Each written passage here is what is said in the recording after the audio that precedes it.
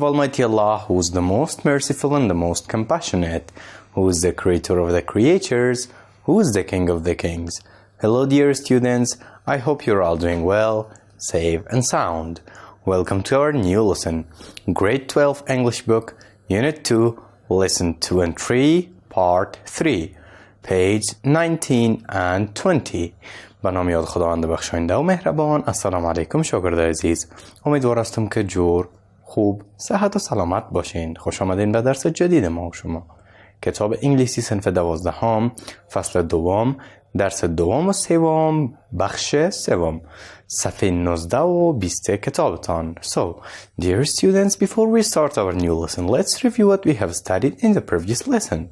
شاگردان نهایت عزیز، قبل از اینکه بریم درس جدید خود را آغاز کنیم، یک مرور کوتاهی داشته باشیم به درس گذشته خود. In the previous lesson, we have studied one section and that section was grammar.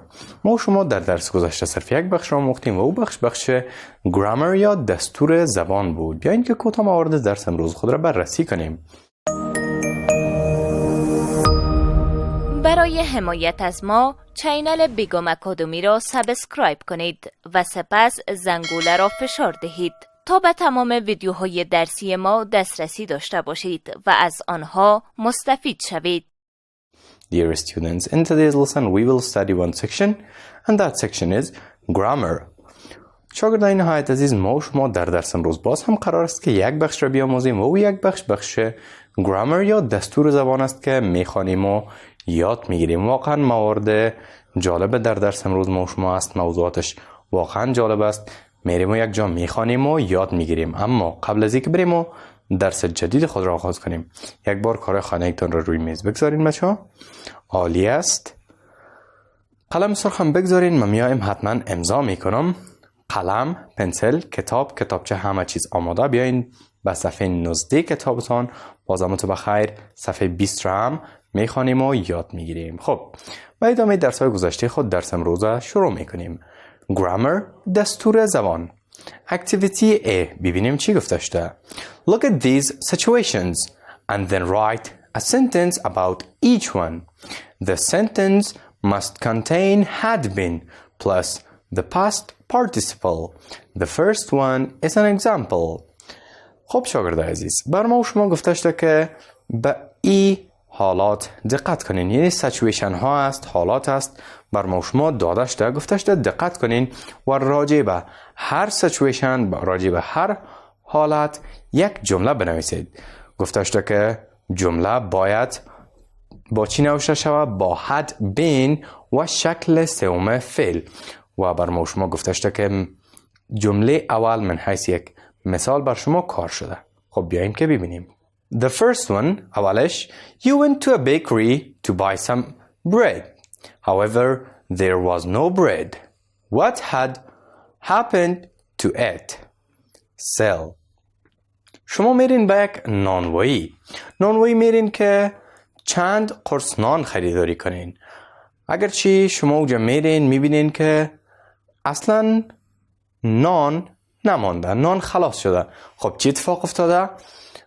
در بین قوس بر ما شما نوشته شده sell، یعنی که تمامش فروخته شده. ما شما باید از استراکچر یا ساختار had been plus past participle یا had been با شکل سوم فعل نوشته کنیم و به کار بگیریم.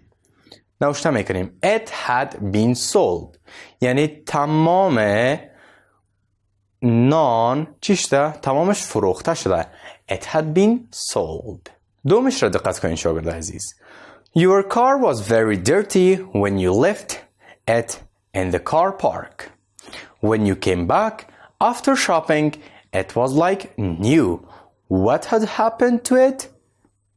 In the parentheses we have clean. خب سچویشن یا حالت دوم چی است؟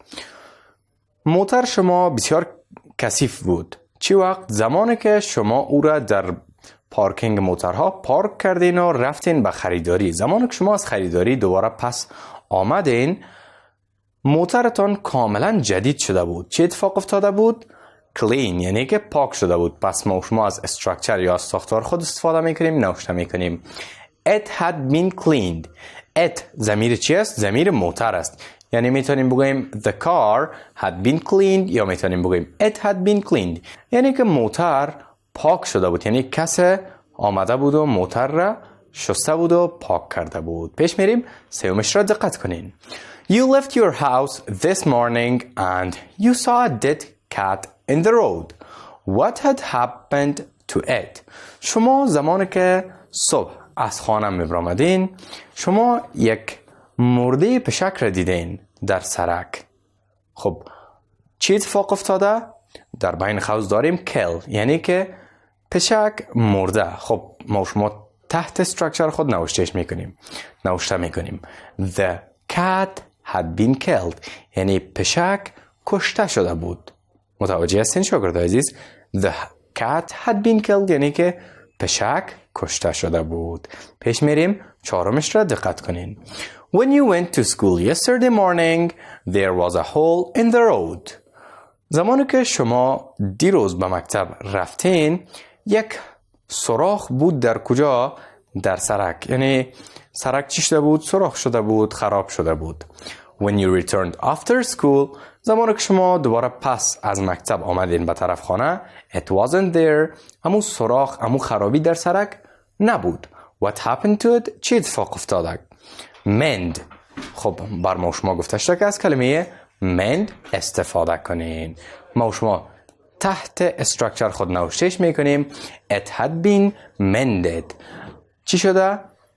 it had been mended. سرک یعنی که ترمیم شده، تعمیر شده. خب بچه‌ها 4 جمله ما شما تکمیل شد. سچویشن های حالات داده شده بود، ما شما خواندیم و نظر به سچویشن، نظر به حالت ما شما جمله نوشته کردیم. 4 دانش ما تکمیل کردم. یک جمله دیگه میمونه، شما تکمیل کنین. من براتون میخوانم، شما باز حتما تکمیل کنین. When the headmaster left the school at 1:30 p.m. all the lights were on. When he returned at 7 a.m. there were no lights on. What had happened to it? Switch off. زمانی که مدیر مکتب را ترک کرد ساعت 1:30 چاشت. تمام چراغ‌ها روشن بود. زمانی که او دوباره فردا 7 صبح به مکتب آمد دید که تمام چراغ‌ها خاموش هست، یعنی کدام چراغ روشن نمانده. خب چی اتفاق افتاد؟ شما دیگر نوشته میکنین. بسیار ساده است. switch off. فقط چی میکنین؟ had been plus past participle. از had been استفاده میکنین با شکل سوم فعل. خب بریم به طرف اکتیویتی B ببینیم که چی گفته شده. امیدوار هستم که در اکتیویتی A کس مشکل نداشته باشه. Make questions and answers using the words that are given. The first one is done for you. گفته شده که شما سوال می سازین، یعنی جمله سوالیان می سازین و دوباره پس جواب میدین با استفاده از کلماتی که داده شده. گفته شده جمله اول بر شما تکمیل شده. بیاین که ببینیم. Knocked at the door. خب جمله چی است؟ ناقص است. ما شما نمیفهمیم که آیا جمله سوالی است، منفی است، چی است؟ بر ما شما تکمیل کرده. You knocked at the door, didn't you? جوابش yes I did. شما دروازه را تک تک کردید. نکردید؟ بله کردم. متوجه هستین شاگرد عزیز؟ تگ کوئسچن است، درست؟ مثلا قبل از اینکه دوستان فیاض داخل صنف بیایم تک تک میکنه. صنف را تک تک میکنه و وارد میشه. زمانی که فیاض کتاب خود را باز کرد، دوستای دیگه تان آمد، من برش میگم که فیاض you knocked at the door didn't you؟ من برش میگم که شما دروازه را تک تک کردین، نکردین؟ سوالی است، درست؟ باز فیاض میگه که yes I did. بله من تک تک کردم. خب این مثال بود که بر ما و شما کار شده بود. پیش میریم دومش را ما و شما تکمیل میکنیم. 8 جمله است، باید ما و شما تمامش را تکمیل کنیم. broke his wrist. خب تکمیل میکنیم. he broke his wrist didn't he? yes he did. و بچه چی کرد؟ مچ دستش کسر کرد، یا میتونیم بگوییم شکست. نشکست؟ دوستتان غیر حاضری میکنه یاسین عزیز نمیآید. بر من میگن که مچ دست یاسین کسر کرده، شکسته. من میایم داخل صنف میم یاسین کجاست؟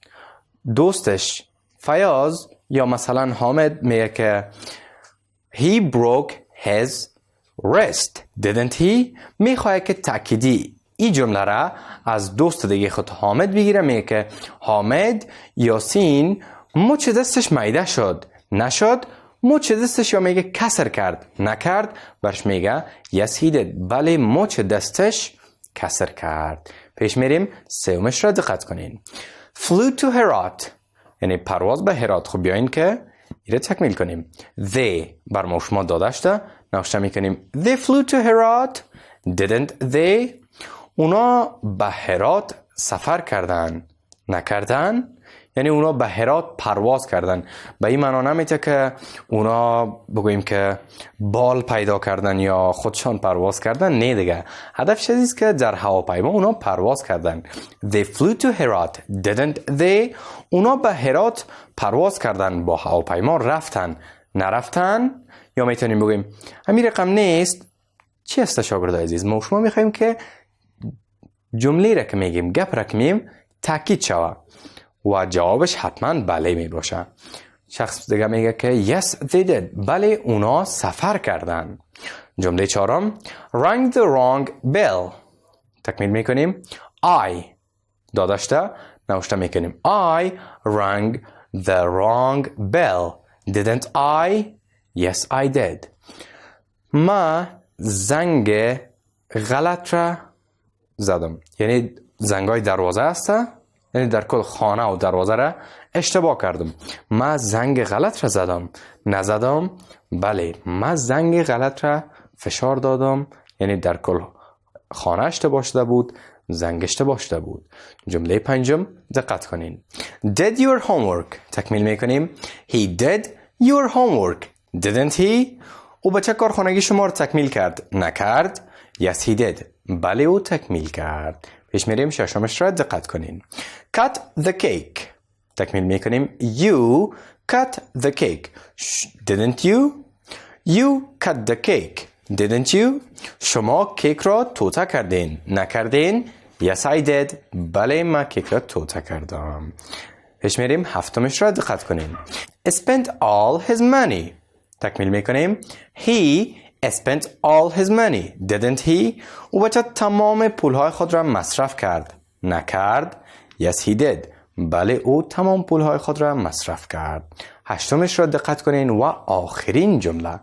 she cut her finger didn't she. yes she did. او دختر انگشت خود را برید نبرید. بله او انگشت خود را برید. یم 8 جمله ما شما که با استفاده از تک کوئسچن ما شما تکمیل کردیم و همچنان جواب نوشته کردیم. خب شاگردان نهایت عزیز، این بود درس امروز ما شما. خدا کنه که یاد گرفته باشین. بیاین که کوتاه درس امروز خود را جمع‌بندی کنیم، ببینیم ما شما امروز چی خواندیم و یاد گرفتیم. Dear students, in today's lesson we have studied one section and that section was grammar. ما شما در درس امروز صرف یک بخش را آموختیم و او بخش grammar یا دستور زبان بود که ما شما خواندیم و یاد گرفتیم. در اکتیویتی A یا در فعالیت A ما شما situations یا حالات داشتیم و بر ما شما گفته بود که جمله نوشته کنین نظر به حالات و البته که بر ما شما لغت یا یک فعل داده بود در بین قوس که با استفاده از اون شما جمله خود را نوشته میکردیم و تکمیل میکردیم. و همچنان در بخش B ما شما سوال داشتیم، باید ما شما از تک کوئسچن استفاده میکردیم و سوال نوشته میکردیم و در نهایت جوابش را هم باید ما شما نوشته میکردیم که تمامش را ما شما انجام دادیم و یاد گرفتیم.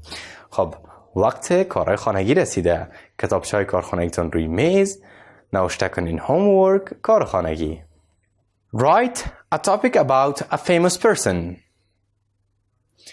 یک مقاله نوشته میکنین راجع به یک شخص مشهور. میتونه که او شخص مشهور یک بازیکن فوتبال باشه، یک بازیکن کریکت باشه، یک نویسنده باشه. خب خلاصه یک آدم مشهور و محبوب باشه، شما میتونین راجع به او شخص نوشته کنین کی بود، از کجا بود، چند ساله هست و. خب شاگردای عزیز، این بود درس امروز ما و شما. امیدوارم درس امروز یاد گرفته باشین، کارهای خانگی فراموشتان نشه، درسایتان خوب بخوانین، مرور کنین تا درس آینده باز هم یکی دیگه خدا میبینیم. شما را به الله یکتا و به همتا میسپارم. قبل از آغاز درس بعدی وقفه کوتاه میگیریم.